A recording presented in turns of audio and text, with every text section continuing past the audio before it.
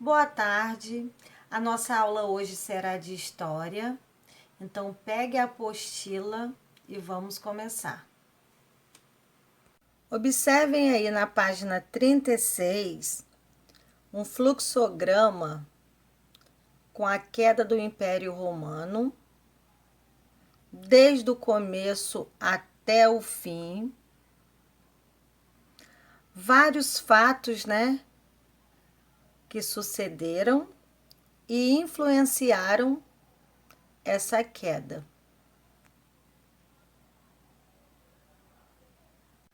Aí na página 37 fala assim: o fluxograma anterior é uma representação um pouco mais realística de como os fatos históricos se sucedem e se influenciam, além de mostrar a simultaneidade de eventos e o tempo que demorou entre o início da crise do Império Romano e o seu real fim.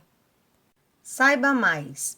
A história não estuda apenas o passado, mas as ações humanas que se transformam ou permanecem ao longo de um determinado período de tempo. O historiador estudará as pessoas em um local e tempo específicos, assim como pode estudar as consequências do passado no presente. Preservar monumentos e patrimônios históricos e culturais são importantes justamente para que seja possível realizar esse estudo do tempo e do espaço em que vivemos. Da mesma forma como o trigo é a matéria-prima do padeiro ou a madeira é a matéria-prima do marceneiro, o tempo e o espaço são a matéria-prima do historiador. Exercícios resolvidos. Leia o texto e responda a pergunta. Quando contamos uma história, podemos com frequência exagerar, mentir, aumentar ou omitir fatos. Às vezes queremos que a história seja mais interessante ou mais engraçada. Às vezes os acontecimentos não foram favoráveis, mas eu quero que as pessoas pensem que tudo correu bem. O ofício do historiador é, por meio da análise científica de documentos históricos específicos, trazer à luz fatos e acontecimentos que devem ser analisados com criticidade. Criticidade é com crítica.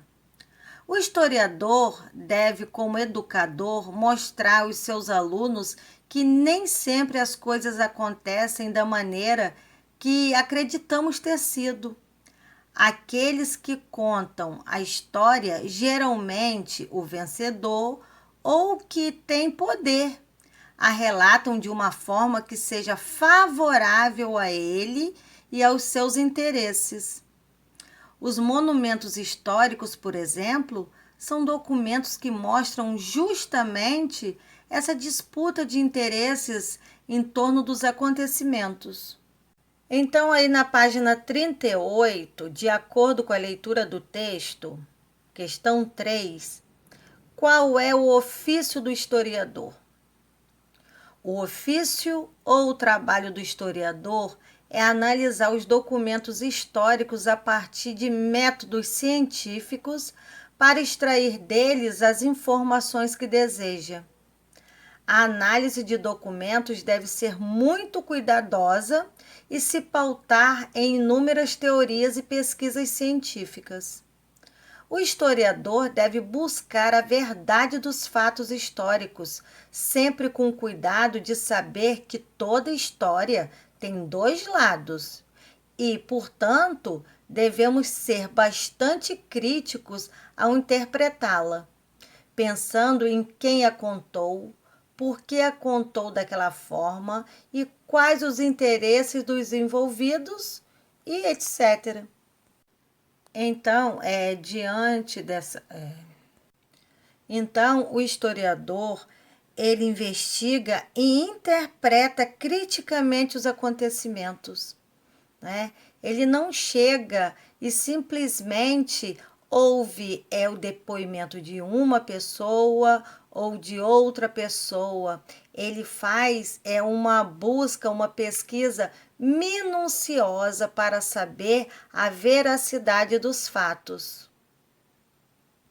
Documentos históricos, texto e contexto. Você já escreveu em um diário, tirou uma selfie ou fez um desenho? Essas suas produções podem um dia se tornar fontes históricas? Imagine que um pesquisador do futuro encontrou um diário seu. Quais fatos importantes sobre a sua vida ele descobriria? Objetos, textos, imagens e relatos podem nos ajudar a aprender mais sobre os acontecimentos do passado. Esses vestígios recebem o nome de documentos históricos e contam histórias sobre uma pessoa, cidade, país ou até mesmo sobre toda a humanidade. As imagens a seguir são exemplos de documentos históricos produzidos por diversas pessoas no passado e que atualmente são utilizados por estudiosos e pesquisadores que desejam aprender mais sobre o mundo em que vivemos. Por que as imagens são consideradas documentos históricos? Qual a importância delas para o mundo e para a sociedade em que vivemos? Então, observem aí essas imagens. Elas são consideradas documentos históricos. Aí na página 39, em Dialogando. Qual é o primeiro documento pessoal de uma pessoa? Quando nós nascemos, na página 39, Dialogando. Qual é o primeiro documento pessoal de uma pessoa? Quando nascemos, nossos responsáveis precisam nos registrar no cartório de registro civil mais próximo. Esse registro é feito por meio da certidão de nascimento, que é um documento que comprova a nossa existência, que nos permite ir à escola estudar, ao hospital quando estamos doentes e emitir outros documentos quando ficamos mais velhos. Então, quais informações nós podemos encontrar na certidão de nascimento? Ana é uma menina muito distraída e perdeu a sua certidão de nascimento. Contudo, ela não quer fazer outra, pois acha que não é importante. Explique a ela o porquê de ela precisar fazer outra certidão.